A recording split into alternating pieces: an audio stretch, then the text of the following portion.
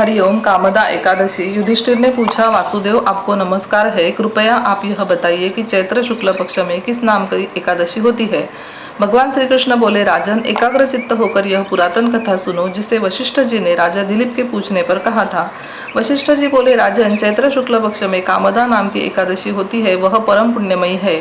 पाप रूपी ईंधन के लिए तो वह दावानल ही है। प्राचीन काल की बात है, नागपुर नाम का एक सुंदर नगर था जहाँ सोने के महल बने हुए थे। उस नगर में पुंडरीक आदि महाभयंकर नाग निवास करते थे। पुंडरीक नाम का नाग उन दिनों वहाँ राज्य करता था। गंधर्व, किन्नर और अप्सराएं भी उस नगरी का सेवन करती थी। वहाँ एक श्रेष्ठ अप्सरा थी जिसका नाम ललिता था। उसके साथ ललित नाम वाला गंधर्व भी था। वे दोनों पति पत्नी के रूप में रहते थे।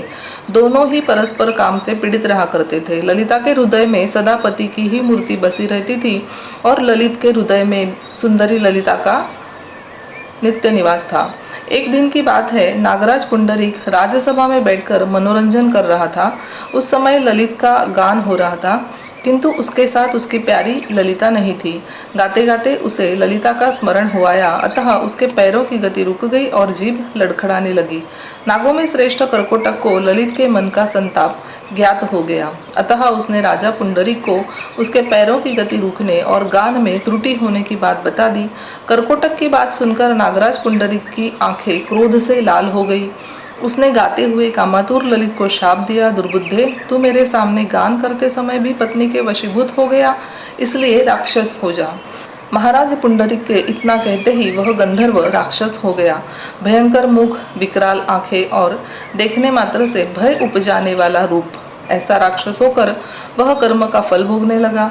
ललिता अपने पति की विकराल आकृति देख मन ही मन बहुत चिंतित हुई। भारी दुख से वह कष्ट पाने लगी। सोचने लगी, क्या करूं, कहाँ जाऊं, मेरे पति पाप से कष्ट पा रहे हैं। वह रोती हुई घने जंगलों में पति के पीछे पीछे घूमने लगी। वन में उसे एक सुंदर आश्रम दिखाई दिया जहाँ एक मुनि शांत बैठे हुए थे। किसी भी प्राणी के साथ उनका वैर विरोध नहीं था। ललिता शीघ्रता के साथ वहां गई और मुनि को प्रणाम करके उनके सामने खड़ी हुई। मुनि बड़े दयालु थे। उस दुखिनी को देखकर वे इस प्रकार बोले, शुभे, तुम कौन हो, कहाँ से आई हो, मेरे सामने सच सच बताओ। ललिता ने कहा, महामुने, वीरधनवा नाम वाले एक गंधर्व है। मैं उन्हीं महात्मा की पुत्री हूँ। मेरा नाम ललिता है। मेरे स्वामी अपने पाप दोष के कारण राक्षस हो गए हैं। उनकी यह अवस्था देखकर मुझे चैन नहीं है। ब्राह्मण, इस समय मेरा जो कर्तव्य हो वह बताइए। विप्रवर, जिस पुण्य के द्वारा मेरे पति राक्षस भाव से छुटकारा पा जाए उसका उपदेश कीजिए। ऋषि बोले, भद्रे, इस समय चैत्र मास के शुक्ल पक्ष की कामदा नामक एकादशी तिथि है, जो सब पापों को हरने वाली और उत्तम है। तुम उसी का विधि पूर्वक व्रत करो और इस व्रत का जो पुण्य हो उसे अपने स्वामी को दे डालो। पुण्य देने पर क्षण भर में ही उसके शाप का दोष दूर हो जाएगा। राजन, मुनि का यह वचन सुनकर ललिता को बड़ा हर्ष हुआ। उसने एकादशी को उपवास करके द्वादशी के दिन उन ब्रह्मर्षि के समीप ही भगवान वासुदेव के श्री विग्रह के समक्ष अपने पति के उद्धार के लिए यह वचन कहा, मैंने जो यह कामदा एकादशी का उपवास व्रत किया है उसके पुण्य के प्रभाव से मेरे पति का राक्षस भाव दूर हो जाए। वशिष्ठ जी कहते हैं, ललिता के इतना कहते ही उसी क्षण ललित का पाप दूर हो गया। उसने दिव्य देह धारण कर लिया, राक्षस भाव चला गया और पुनः गंधर्वत्व की प्राप्ति हुई। नृपश्रेष्ठ, वे दोनों पति पत्नी कामदा के प्रभाव से पहले की अपेक्षा भी अधिक सुंदर रूप धारण करके विमान पर आरूढ़ होकर अत्यंत शोभा पाने लगे। यह जानकर इस एकादशी के व्रत का यत्नपूर्वक पालन करना चाहिए।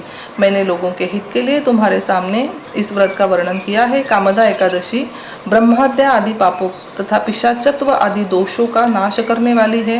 राजन, इसके पढ़ने और सुनने से वाजपेय यज्ञ का फल मिलता है। व्रत खोलने की विधि, द्वादशी को सेवा पूजा की जगह पर बैठकर भुने हुए 7 चनों के 14 टुकड़े करके अपने सिर के पीछे फेंकना चाहिए। मेरे 7 जन्मों के शारीरिक, वाचिक और मानसिक पाप नष्ट हुए, यह भावना करके 7 अंजलि जल पीना चाहिए और चने के 7 दाने खाकर व्रत खोलना चाहिए। हरिओम।